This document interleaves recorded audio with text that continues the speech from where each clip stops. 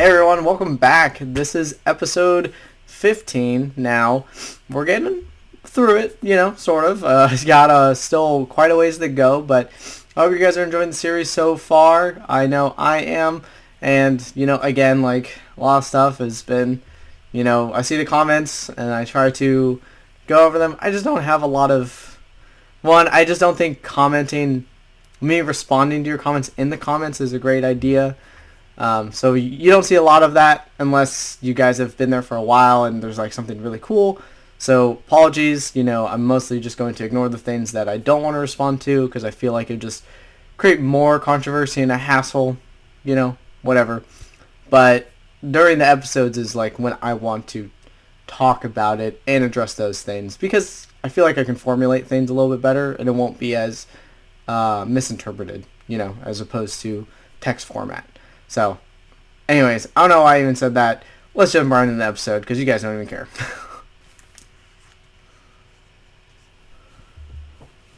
Alright. It's like eerily quiet. Ooh.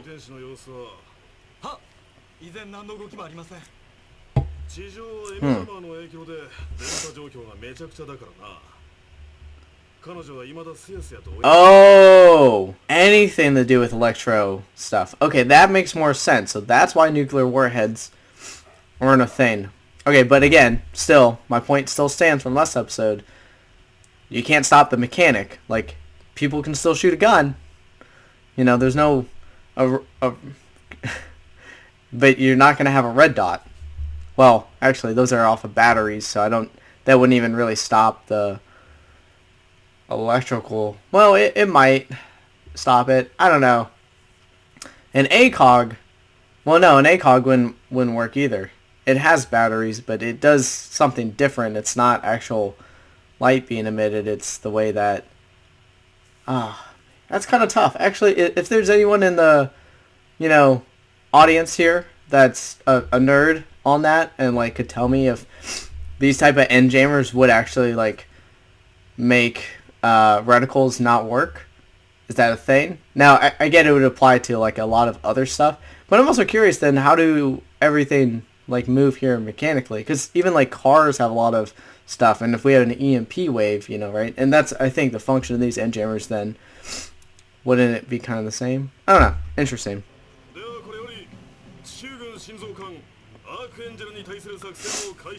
Okay, I kind of like this, that we're getting away from Croissant and we're focusing on a new person.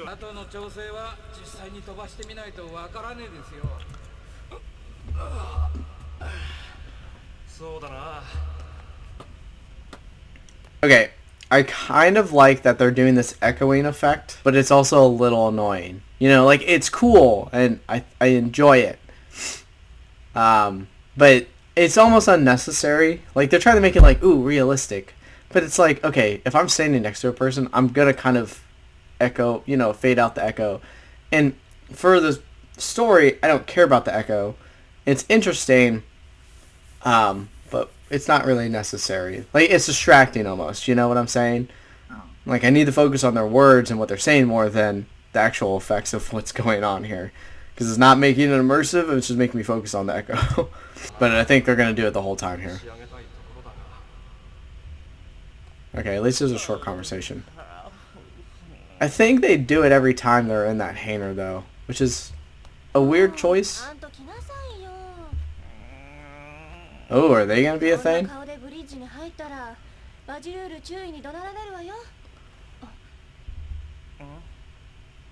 Lieutenant Badger Grill. Oh, what is this guy?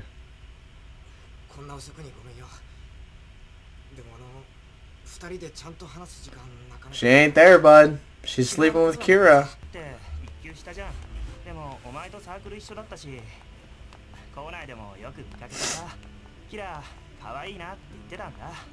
Oh, okay. Well,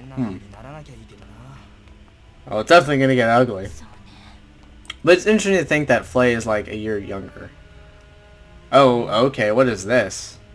Oh, somebody died that she was close to, huh?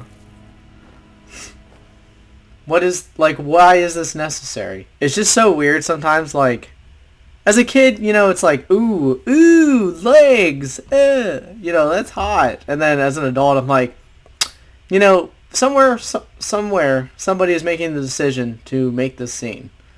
And it's like, and it's usually a grown man, probably. I don't know, it's whatever. I understand fan service, right? Like, I get that. But, unfortunately, like, it just hasn't aged well. This isn't bad. I'm not saying that this is bad. I'm just also wondering, like, random shower scenes, random bed scenes. Why? Like, it's just weird. And it doesn't really do anything, except for screen time. Really, that's it. Like, they're kind of just trying to waste time to fill an episode. On another note, she is kind of cute. I would probably like her more if I didn't know how much of an idiot she was. I also have a love and hate relationship with, like, the technology being explained, because they say things, but it makes no sense in my context, unless you're a nerd.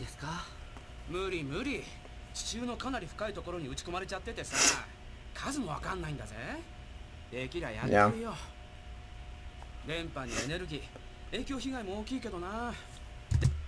Wait. So radio waves and fission-based energy. Okay, I'm not gonna get too deep in this because I'm gonna find too many flaws with things. But again, right, a nuclear warhead, the nuke is the gunpowder, basically, right? It's the guiding system, the electrical system isn't fission-based energy. It's just electrical, a guiding system. But again, right, a mechanical thing, you can just drop the bomb, detonate it, and that'll explode. It doesn't stop fission. You can't stop it. Unless they're talking about, like, these end jammers are stopping actual atoms from reacting. Like that. I'm sorry, that's just not going to happen, because then that would just stop all functions of everything, right? Yeah, I'm not going to look into it. We're just going to keep going. Alright, don't think about it too much. It's anime world. What the heck? See, what was that? They're just like trying to sexualize the shit out of her.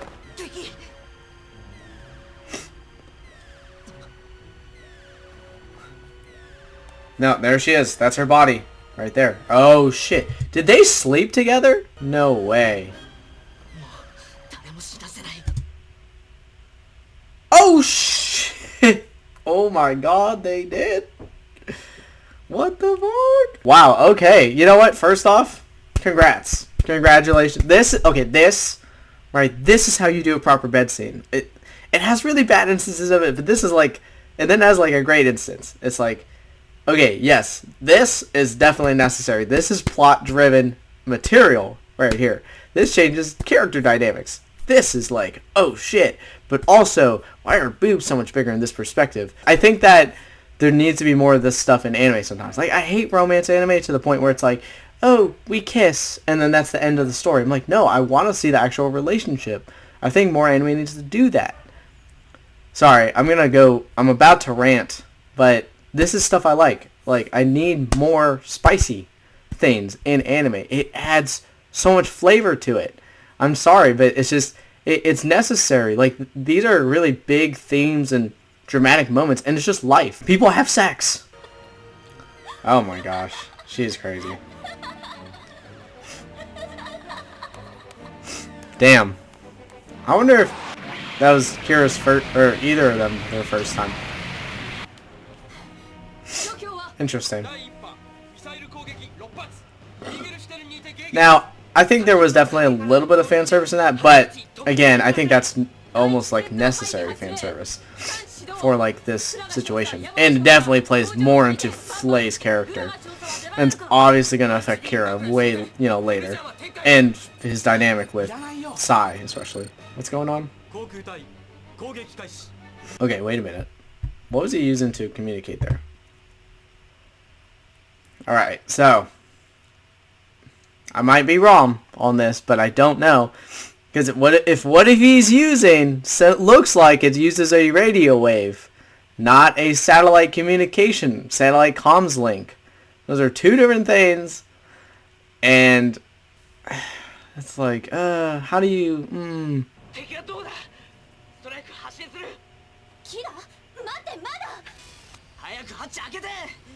まだ敵の位置も勢力も分かってないんだ。発進命令も出ていない。何のんきなこと言ってるんだ。いいから早くハッチ開けろよ。僕が言ってやっキラ艦長言いようが気に入らないけど出てもらうほかないわね。艦の方では小回りが効かないわ。ストライク発進させて。ハッチ開放。ストライク発進。 Okay, so now they're actually kind of following orders and chain of command here, which I don't know. It seems like they pick and choose when they do stuff. I think there should have been a little bit more strain there. Because I do like the idea that Badger Girl and, God, I forget their names. Anyways, other lady, that they're having a kind of power dynamic, you know, problem. What is the strike? What are the Gundams powered by, though?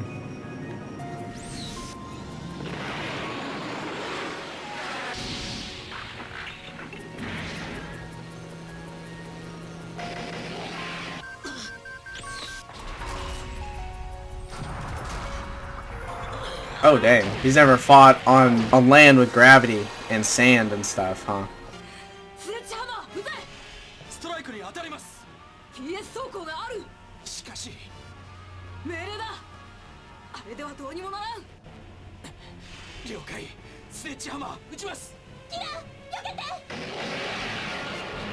Oh shit. Yeah, take him out.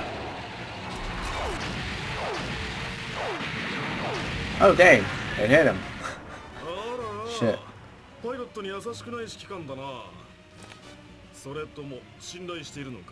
He's definitely just feeling them out, assessing them.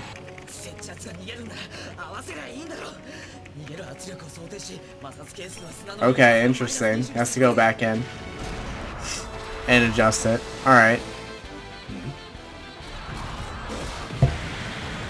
Damn.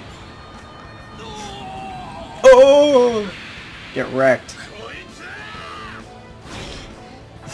Why physically pounce on him? Look, it's cool in anime, right? But in an actual battle, you don't want to get close to anything. That'd be like me saying like, oh, I'm firing at somebody. I ran out of bullets and let me go just charge at them. Like, that's just stupid. Again, in anime it's cool, but for real life it's just stupid. It's just dumb. You're an idiot for doing that. And you die.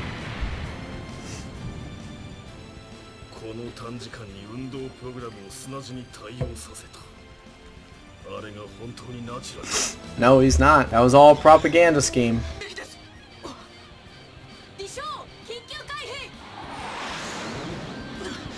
Oh shit. Wait, the Archangel can still take off?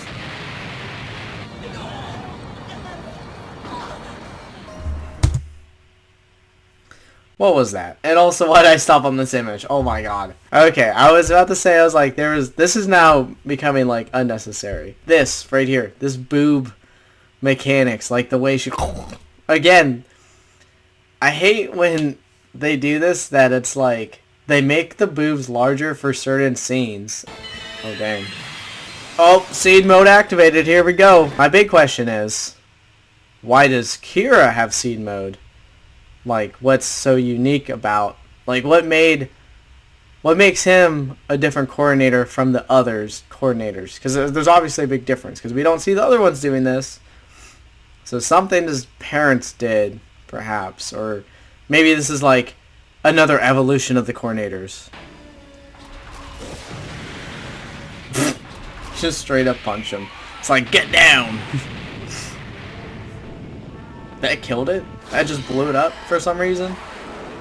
Okay.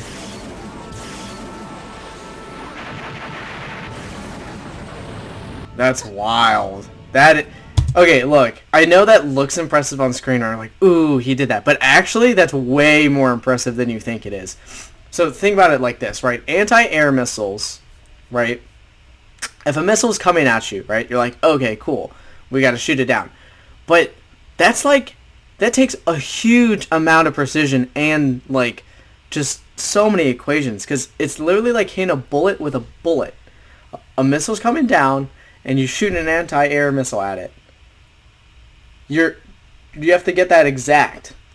If it's off by a little bit, it might scrape it. It might go completely miss. And I mean, the further away you are from something, right, the more room for error there is, because it's a huge amount of space now. But that's also why that's so, like, insanely impressive.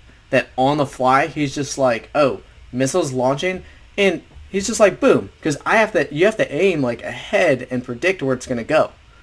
That's, like, the, like, crazy part. And he just, like, instantly knew that, and it worked. What the fuck? Why? We just had a cool scene, and we just shoot the boobs. It's so stupid. It's so unnecessary. But I'm taking a screenshot anyways. Because it's for clickbait. Nothing else. Ever. What the fuck? Okay, I'm making a prediction here. I think she's probably disgusted a little bit. Because she hates coordinators so much. Right, it's the whole thing of, like, why would a racist person, like, have sex with, like, someone, like, the race that they hate, right? But it's for these types of motivations. So that's where I think, like, this comes. People always argue that, like, oh, well, why did you do that? You know, I just watched How to Train Your Dragon 3, literally the other day, for the first time. And in it, the main villain, Grimmel, I think, he hates dragons and he wants to kill them all. He's like a dragon slayer, right? Like one of the best of the best.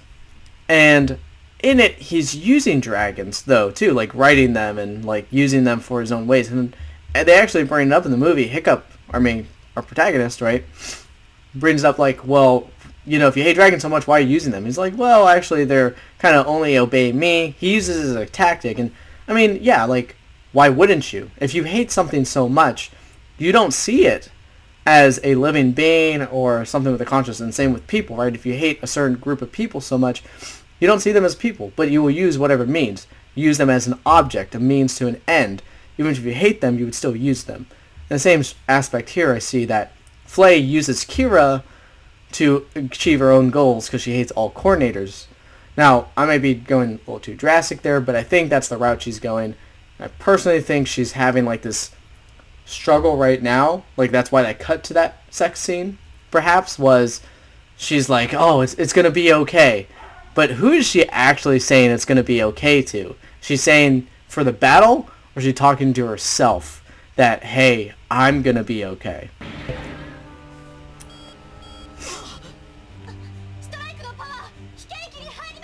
Oh, dang. I don't think it's explained what their the power system is. Like, are they running off a battery? Like, but what's the battery powered by? Oil? Oh, jeez.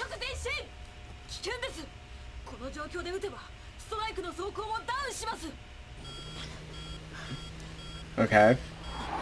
There's Laflaga, there we go.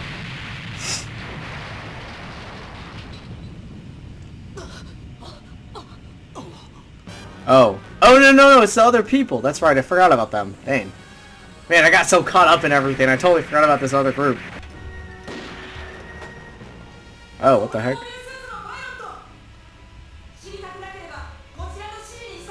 Oh, that's interesting.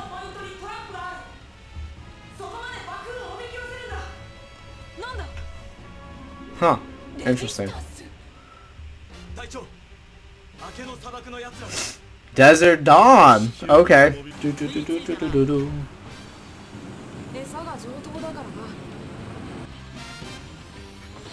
I really want to know what this girl's story is. She's kind of had me interested since episode 1, and we've not... It's been 15 episodes since we last saw her. Oh, dang. Okay, I'm sorry. Why are all the explosions only just around them? Also, granted, right? This is somewhat unrealistic again. Sorry for all the realism versus anime. I know I'm rooting the show for you guys. I get it. I'm very much enjoying the show. But for context, and if you want to know, when an explosion happens, right? It's usually like, so I've said this before, but a grenade has a 5-meter kill radius. Just the explosion alone, and it's not big fiery explosion, it's just boom, impact. 5 meters is a lot. You will die within 5 meters of being in a grenade blast zone. 15 meters, you can get injured just from shrapnel. That's a huge radius, and that's just a grenade. That's like a tiny, tiny thing. These are huge mines. Like, imagine the blast radius of that. And the thing is, it's just so much pressure. So, like, I don't know how powerful these things are, but I feel like they wouldn't just be standing there. They'd go, get blown back, like, get rattled a bunch. Because when a vehicle gets exploded and you land on an AD, that's what happens. You kind of, like, get rattled, you move around a bunch, and that's, like, the scary part. Other than, obviously, almost dying if it, like, collapse. There's a bunch of different IEDs. Like, some are just melt so hot that it shoots through metal and all that stuff. Others are just so much debris that it just, like, literally, it's just trash that tries to penetrate. Others are just so much force that it just literally crushes from the bottom upward that you just flatten like a pancake from the bottom up. Very interesting stuff. But yeah, I hope this plan works, but I'm also seeing, like, they don't seem to be being affected. It'd be kind of funny if it failed. Are they just falling in? Oh, maybe it's just falling into a pit. I don't know. Okay. Alright. I retract what I said. It was pretty good.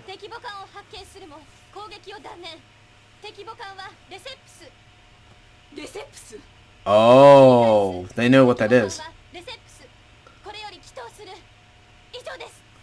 Oh. They know of him. Okay, cool. Dang, that's awesome. Alright, I knew it. I knew our guy, Andrew Wattfelds.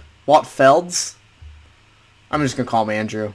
I knew Andrew was going to be a badass. And he's known. That's cool. They're like, oh shit. We're messing with the wrong guy right now.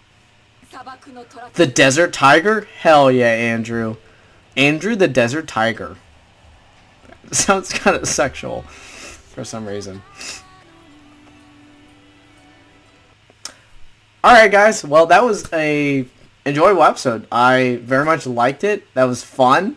The battle was very interesting. I know I commented a lot, and I apologize about some of the things, that, like, maybe I'm formulating that aren't super accurate. Hey, whatever. And I know I focus on the realism of it.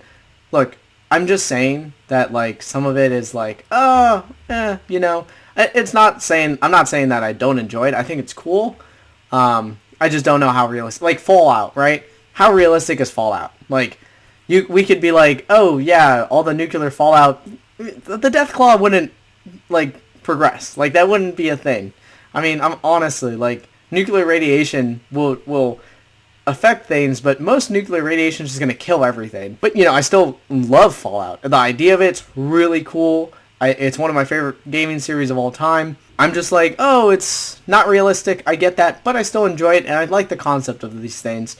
I know it's a little bit older, whatever, some, inconsistencies. Look, I'm just trying, I point them out as I see them to add commentary, but it doesn't detract the value for me, and I hope you guys don't take it too personal, okay? I'm not trying to do that, not saying that the series is bad or anything like that. I just point out some of the things. Once we finish this, I'll go over my thoughts on this series, and then we'll do a separate one for Gundam Seed Destiny. I'll go over my thoughts on that once we get there, and then the movie, right? I'll do separate ones, and then do, like, a culminating one of, like, my thoughts on the whole series in general. I am enjoying the series, and if you guys are too, make sure you hit that subscribe button, smash like, leave a comment down below, as I always enjoy reading your guys' comments, no matter how much you criticize me. I enjoy the criticism, trust me, I do. But yeah, and also make sure to check out the Patreon. I haven't shouted that out in a while. These are all uncut, and there's a lot more commentary on there. You guys are getting a very condensed version. This, right now at the recording, I am at 51 minutes of recording time. So those on Patreon actually get a super long full episode, as opposed to what you guys get down is like 16 to 20 minutes or something like that, right? So there's a lot of content I cut out. If you want to check it out, check out all my thoughts and everything I'm saying, go to the Patreon. All right, there's a lot more on there. There's a lot of things I cut out. Probably some stuff you don't see that maybe I commented on. So I apologize about that, but hey, that's just how it works for YouTube. And I really hope you guys go check that out, and you'll enjoy it. Trust me. But if you want to see when the next episode comes out, make sure you hit that notification bell. And without further ado, see you in the next episode.